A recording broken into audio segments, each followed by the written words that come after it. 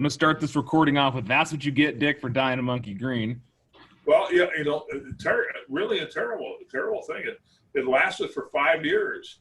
Yeah, I just want people when they watch this recording, they're gonna hear that we started this thing off with the curse of the green monkey, and that's what you get for dying a monkey green. And they're gonna be like, "Why didn't I listen to the beginning part of this?" Well, you see, Larry, where are you? Is that your patio?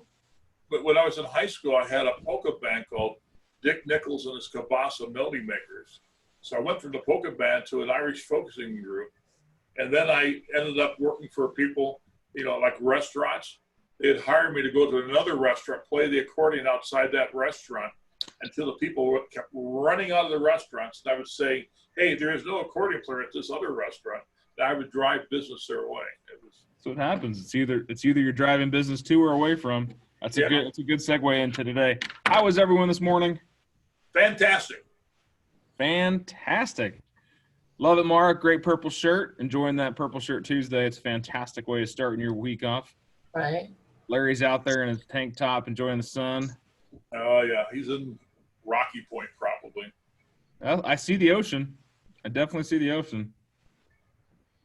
I don't know if he knows the term vacation. It's German for stay off your computer. But wow. Just really quickly, Dick was talking about German food. If no one's ever been to Frankenmuth in Michigan, you guys should look up this cute little town. Oh, Frankenmuth, the Bavarian Inn, and been there many times. I'd bring in all these Japanese businessmen, and we'd go to the Christmas place, and they'd love it because everything in this Christmas store was made in, not Japanese, Chinese, was made in China. Yeah, it's like the biggest Christmas store in the world or something. Anyway, You guys like Christmas, look up Frankenmuth. Oh, it's great. It's adorable. Are you from Michigan? No, we just vacation there in the summer. I grew up in Missouri, so we go up to Michigan in the summer. Okay. Well, I spent 65 years in Michigan and in the Detroit area. You know the 3 greatest words in English language is? I'm from Michigan. I'm from Detroit. Okay. Awesome, guys. Well, good morning, Ellen, Larry, Mary Benson. How are you? I'm actually good morning, Dan. So if you feel like getting into the office space. Hey, Dan, just so you know, I was going to wear my purple shirt that I ordered off of Amazon, finally, and it's too small. I don't know if that's a sign from the heavens that I'm not supposed to participate in Purple Shirt Tuesday. Sorry. No such thing. It just means you need to try harder. Yes, sir. Will do. I like signs because they're interpretive. However you want to see it. So's Dan's. How was everyone this fine morning? What do we got going on? We got Angela now on the call. Didn't see you yesterday. We appreciate your attendance. Who? You. I was here yesterday. I even had a puppy yesterday. No, your puppy was on the call. You weren't. Oh, I knew that's what you were. She's sleeping right now. Oh, good for her. Nappy time. Well, yesterday we really focused on the importance of, calling other agents and having those open-ended conversations in the event that your appraisals do come back light, and having that, those lines of communication in the event that you have those struggles happening. Today, how can I help you best? Where do we need to focus our scripting, our practice, or a little bit of, masterminding? I have a question for you, Dan. Yes, sir. I listened to the newscast this morning, and they were talking about that one of the very, very brightest spots of the economy is the housing industry, and what's happening with not commercial real estate, but with residential real estate. And I think it's a great message, even though we know that people are getting excited here in town, but we should be able to provide more and more information to keep that excitement going. Do you have any ideas of how you're going to do that, or if you are going to do that? Keeping the excitement about how the real estate market is becoming a focal point on keeping our economy moving. Yeah, or about the fact that it's a really hot market, because a lot of people who do not talk to us assume because of the pandemic that we are suffering, and we're not.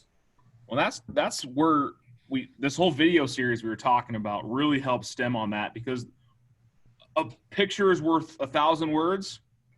A video is nothing but 1,000 pictures. Mhm. So a video is worth 1,000,000 words. Mhm.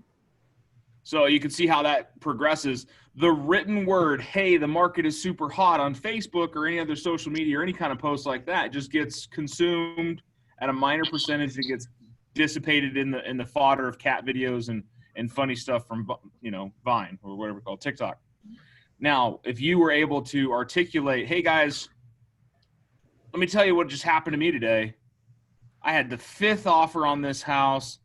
You know, my sellers are super excited about it. We thought we had the best deal, and all of a sudden, bam, we get another cash offer for $20,000 over list, or whatever conversation you have. Or you can talk about how you can win with a buyer and get excited about it and get them on board and get a buyer to sit with you and, you know, get excited. Hey, I want to say thank you so much for, you know, checking this out. My buyer and I we're so excited. We're out front of their new house. We finally got an accepted offer. We've been putting offers in on all kinds of houses. The market is incredible right now. You can see how you can build that momentum. You can build that excitement without being robotic or newsworthy. Well, this just in, local housing market locates better interest rates and seller's market and blah, blah, blah. No one cares. So use your personality thing. Yeah, I don't want you to be a news outlet. I don't want you to be a parrot spouting facts. What I want you to be is a person driving in people to you. Yesterday on our PC call, we talked about the golden circle. When we have the what, the how, and the why we do things. When you focus on why is the market hot? Why should you buy right now? Why would you want to work with me? That's very easy to do when you can get your energy, your personality, and your excitement out there. Sounds good. So how I'm doing that, Dick, is I'm having those conversations with my circle of influence. I'm talking to people all the time. I absolutely love the question, and you guys all hear it as soon as they find out you're in real estate. What's that question? How's the market? What do you respond with? Fantastic. It's hotter. We have monstrous hot deals. Even the mountains are catching the fire. Might be a trigger point, Dick, but I like where you're going with it. Guys, it's an absolute fire sale out there. If you guys haven't found out, Bighorn's on fire and we're selling it. No. Yeah. That's the thing. Get your personality out there. Express it. Talk about it. Share it to the world. We call it a sphere of influence for a reason, because you need to influence them. Those are the people in your periphery. A sphere is a big circle, right? What else is a big circle? A hug. A hug. And you need to embrace your sphere. Mara like that. Mara laughed. That's all that matters. But I want you guys to realize, if you don't contain your client base, if you don't put a moat around them, if you don't, circle your sphere, circle the wagons, if you will, you have the potential of losing your client base to somebody who will. And I tell you that Zillow, Redfin, Realtor.com, Trulia, and all those other mega tech companies that are trying to be realtors are going to try to steal your client base. I had that happen already. I hadn't had them sign a contract yet. It was, okay, let's say it was Saturday and we were going to meet on Sunday. I'm at an open house and I get a call from my lender and he says that the people that I had pre-qualified, all of a sudden an agent from some other agency, of course, came along and said they had these people, and he recognized the name right away. So he called me and he goes, I have to tell you that he's out showing them houses today.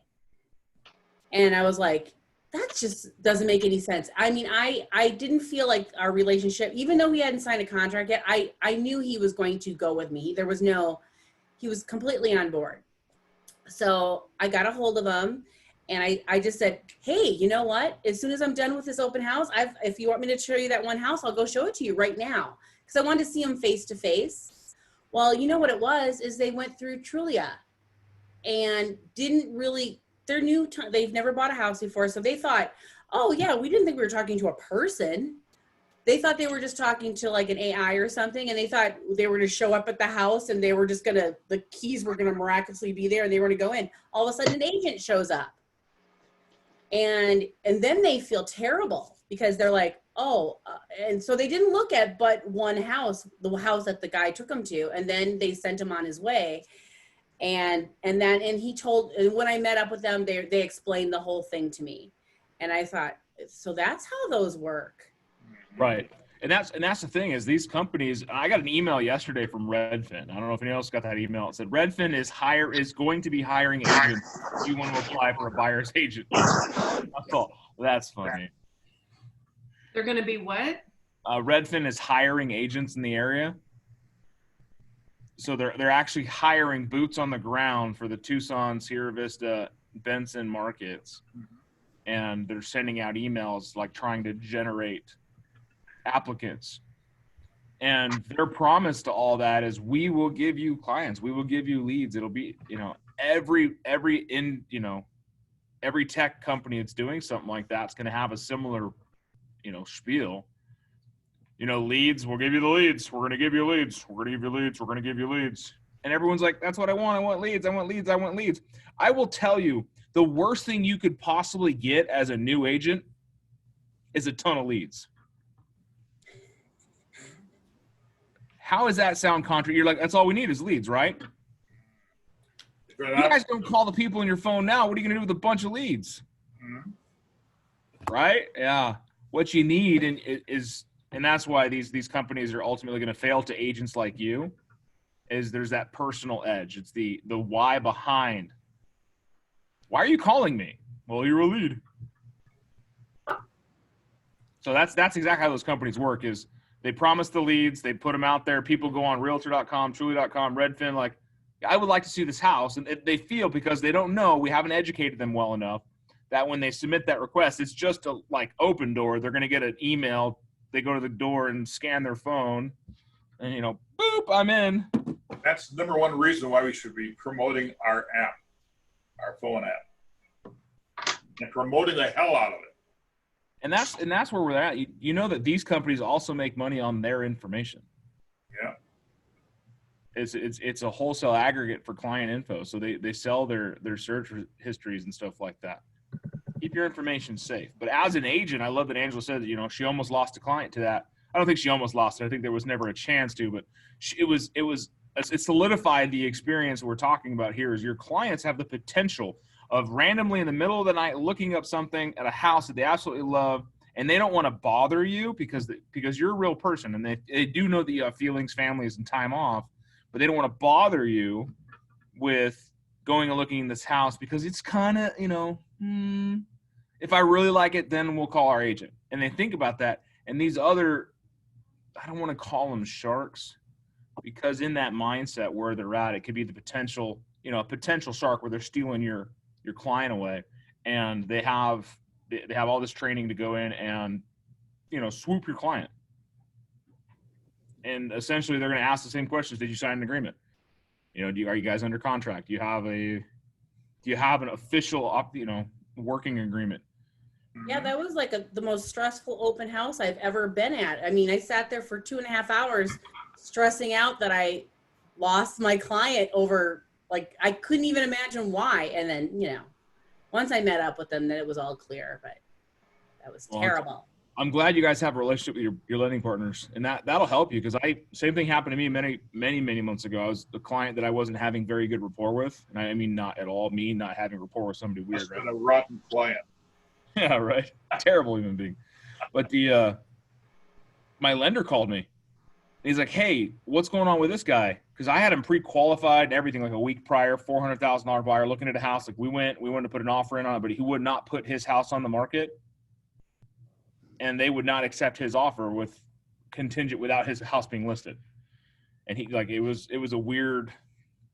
And my lender called me up and said, "Hey, I just got another agent, not one of those tech company agents, just another agent that submitted his information and had asked, me to pre-qual him."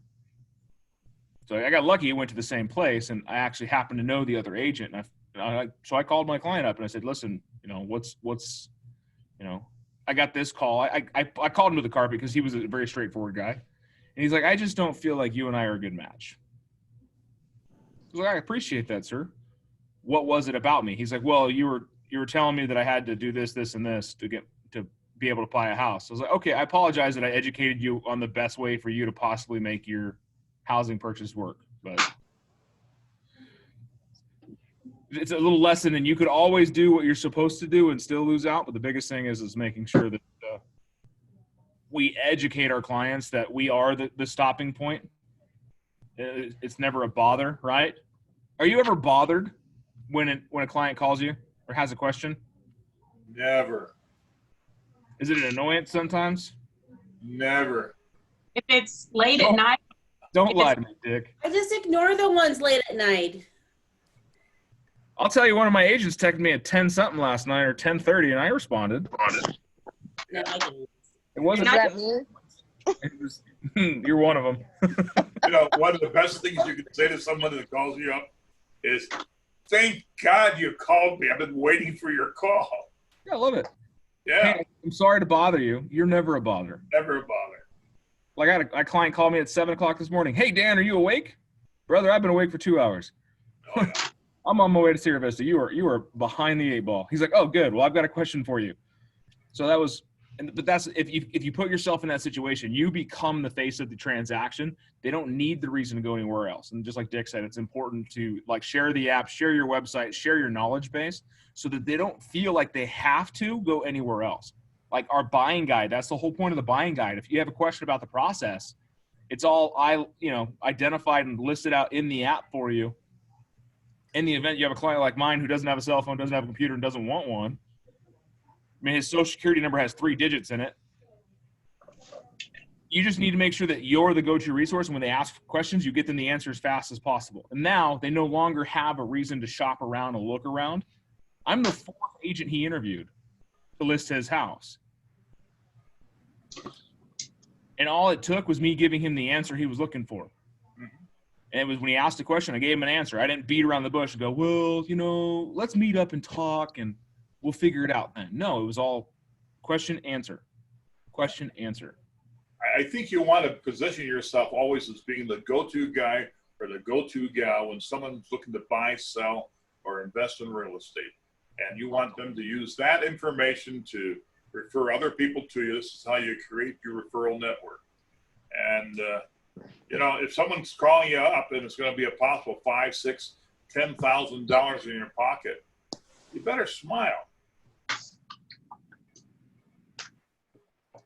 So we're gonna stop our mindset area on this, and I want you guys to realize that somebody with you is buying something that could be $75, $100, $200, $500, $1 million. Should they not get $1 million service? Absolutely. I don't care if you're getting paid a referral, you're getting paid a flat fee, or you're getting experience. You give them a world-class experience. You give them that $1 million experience. You are going to hedge out every possible computer scenario, any technology, because you cannot be replaced. I got a little idea I'm going to share with everybody. I always sign my name and my email address as a professional realtor, not just a realtor, a professional realtor. And people say, well, you're a professional. Well, because I get paid very well for my experience and my endeavors, because I get things done. Now that cuts through a lot of bull. People like that. So maybe you don't feel comfortable with it, but I found by just saying professional realtor attracts a lot of people to me. I like it. Well, I'm not going to lie, Dick. I'm going to go change my signature right now and add professional realtor to that. No, make it the professional realtor. Yeah, so it's all in how you present yourself, right? Absolutely. If you don't present yourself in a way that people want to do business with you, then they won't. Right. And that's key important. It's all in how you present your business. Being a Keller Williams agent, you guys have the support and technology of all us, the staff, and all of the company as a whole, and the technology base there. But none of it works without you. Well, sell your company. Keller Williams is the best brokerage in the entire country, and it's easier to sell a third party. It's easier to sell someone else and say how great this company you were working for and why that's a great benefit to your client. We've got so many stories, and we're the greatest company out there, but we want to tell our story. We don't want to be a secret brokerage. I'll be a secret agent. So, all right. So let's get into some scripting a little bit. I want to work on some things that you need help with. What have you been challenged with the last couple of days that we can help you get through? We kind of ran real long on the mindset part of things. So crickets. Every one of you had flawless conversations for the last couple of days. Yeah. Dick, I believe it. This is working, Dan. Yes. Oh, Now look at that guy in his wife beater shirt. that's his. It says Puerto Oh. Penasco on it, so we know where he's at. I'll ask something. I mean, I felt like I did okay. It was 2 different conversations with 2 different transactions I'm in about reminding them about the market that we're in, and people having questions kind of after the fact on getting concessions, the seller paying concessions. And I had to remind them in a friendly way that, you know, had we asked for that, we wouldn't have probably got the deal. So is there a way to, you know, I send emails when I'm making an offer, and I outline it just so they don't gloss over the contract, because that can be easy to do. But I felt like, gosh, did I miss a step? Because it happened twice where they were both after the fact, like, gosh, now let me think, I got to come up with this amount of money, or, oh, I thought we were asking them to pay that. And I know that I was very clear, but things also happened very quickly, as in they said, I want to make an offer today. I don't want to lose another one.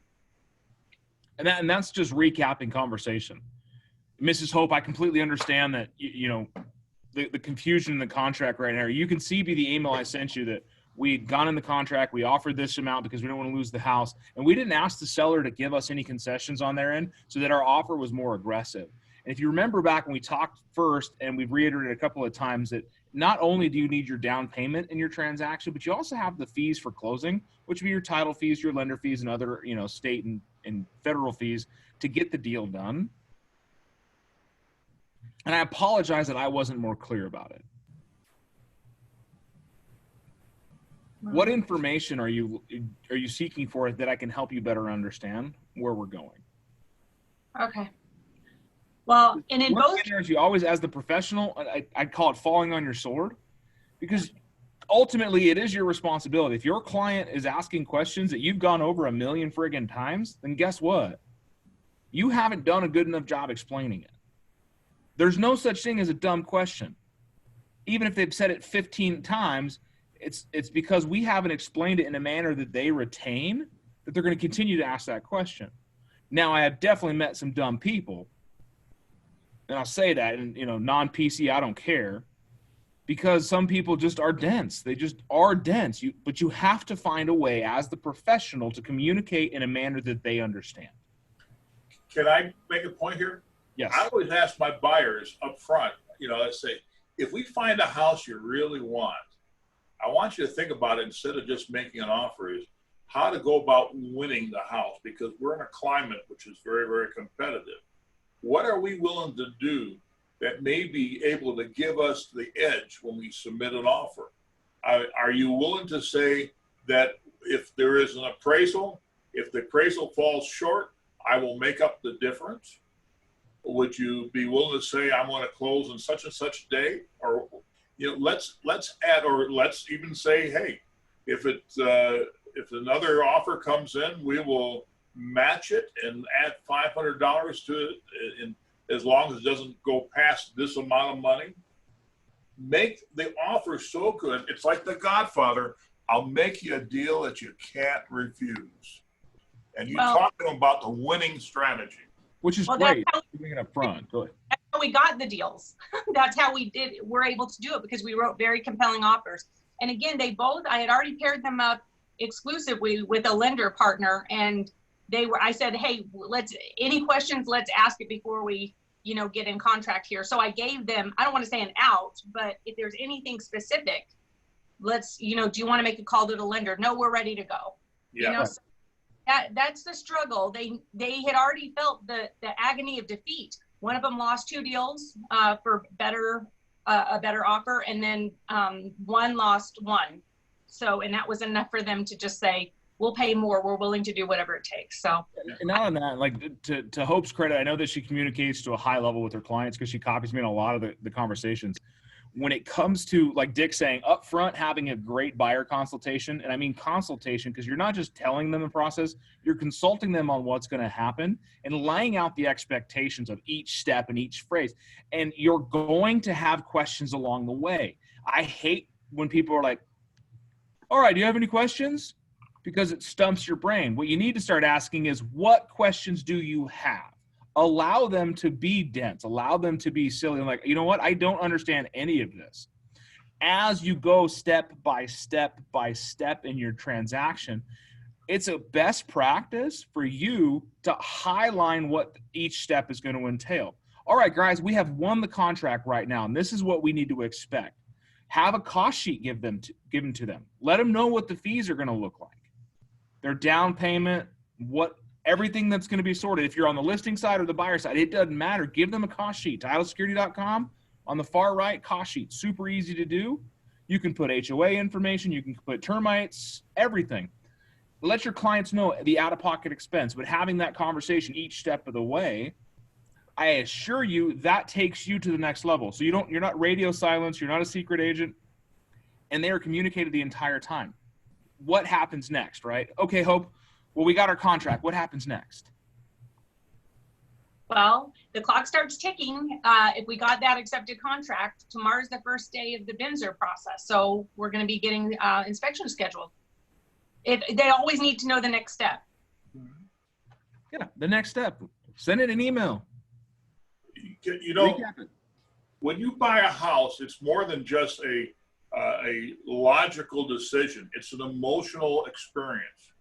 And Absolutely. so I like to tell people, let's not use the word offer. Let's talk about winning. And the reason why I say that is if you concentrate on winning something you really want, no one wants to lose. We are a society that we want to be winners. You've got to figure, size up your client and figure the emotional aspect of it. Give them all the factual information, be upfront with the schedules and everything else, but say, hey, you want to win a house? Because right now it's very competitive. And stress the winning factor. So once you're in contract, we've already gotten the stressing the winning thing, like Hope was talking about, is how do we communicate these misunderstandings, these gaps in our communication, and the scripting is on that is laying the line. I apologize that I haven't made that more clear. That line in itself will get you a lot more grace. I apologize. I apologize because I take the ownership and own the deal, own the transaction. Are you not responsible for soup to nuts, right? Beginning to end, from inception to delivery? Is because who else is going to look over the transaction? Who else is going to take care of your clients? Is your title company going to do it for you? No, they're handling 1,000 other people. Is the lender going to do it for you? No, he's handling another 1,000 people. Is the other agent going to do it? No, because they're not you. But have that conversation up front and continue on in the guidance every step of the way. All right, Amara, right now we just got through our inspection period. We're going to ask the sellers to do a couple of the repairs on that. We had talked before about what was going to happen next. What questions do you have for me in the process so far? Did you say Mara? I was listening. You were listening. You See how talk it to the other realtor before you put up the BINSR. You give them a call up front and talk to them about the situation to get a feel. Absolutely. The other realtor, this is a mindset I want you guys to all adopt. The other realtor is your co-partner, your partner in the deal, the cooperating agent, not the said yesterday, not the adversarial agent. You guys aren't enemies. You may be competitors, but you guys are working together to get the deal done. Yeah, you have to take on that stance. I actually, in almost all of my deals, look at everything from, of course, my side representing whether I'm my buyer or seller, but in every one of my deals, I'll jump to the other side, look at everything that's happening and go, what would I be thinking if I were on the other side of this deal? and try and actually predetermine or, try to check the field, if you will, what might be coming back to me from the other side. So if you jump to the other side and look at what's going on, you would say, if you're on that side, well, we probably want to try to negotiate this first, this second, this third, something like that. It just helps if you think like the other agent and go, what would you do if you're in there? So, oh my God, maybe they're waiting to hear from me about X, Y, and Z or something like that. So that's something, it takes a little while to practice and get into that, but we are never adversaries with the other side. Sometimes you get an agent that creates an adversarial feel to it. And that's what I mean to say, hey, look, we're working on this together. Let's work together on this. I'm thinking about you as well as thinking about my clients so that you and I can make this thing work. We've got all this time invested in it. Let's work together and actually say that out loud with the other agent to get them in the same headspace. Absolutely right. You have to script your other agents as well as you do your clients. Who's not comfortable calling the other agent and having conversations? No, I actually love doing that. Right? And you got to be real with yourself. Be real with where you're at. We talk about that. Be real with where you're at. Understand where you have deficiencies. Understand where you have hesitancies, and let's work past them. We all have a natural level of achievement. We all have a natural ability to be, comfortable in one field. What do we do to push that? And if you're not comfortable talking to the other agent, you need to have conversations with other agents in the office and ask them what's gone on in a transaction. What has happened in here? What happened in that one? Tell me what happens in this situation. What have you seen? What questions can I ask? How do I help my clients better? Dick, you raised your hand. Yeah, I like to, I'm not a stalker, but every person I do business with, every agent I do business with, I do a little bit of research, a background check. I check out their social media. I check out who they are. I find out more about them, because the more I know about whether it be a client, a buyer, a seller, or another agent, the better I can communicate and talk to them, because they will tell you things that are very important to you. And so if you're going to negotiate or work with somebody, why not take 5 minutes and try to find out a little bit more about them, who they are. So when you're speaking to them, you're not speaking to somebody you've never seen what they look like. You're not speaking to someone that you do not know anything about, but you have some way of touching base with them. Here's one more. You can go on the MLS and pull up what business that other agent has done. Yeah. Since the first of the year, for the last full year, you can see if they're a onesie twosie agent or if they're a very active agent. Right. And I'll caveat on that, guys. Just because somebody's done 30 deals doesn't mean they've done 30 deals right. True. Got it. True. So always hold your morals. Never compromise on them. And that's the other agent. And if you have something the other agent's not quite doing and you feel like it's a little, deceptive and shady, get it in writing. If they agree to something, get it in writing. Recap everything in emails. Get them to put things on addendums and have legal stance on things. So you can never protect your clients too much. You need to be a leader, show leadership, because you want to be the alpha realtor in any deal that you're dealing with. Become a person who takes another realtor and become their mentor, bring them into Keller Williams, whatever, but show leadership. Definitely bring them to Keller Williams. Build your profit tree. Your downline is your I can't hear you. income. Talk louder.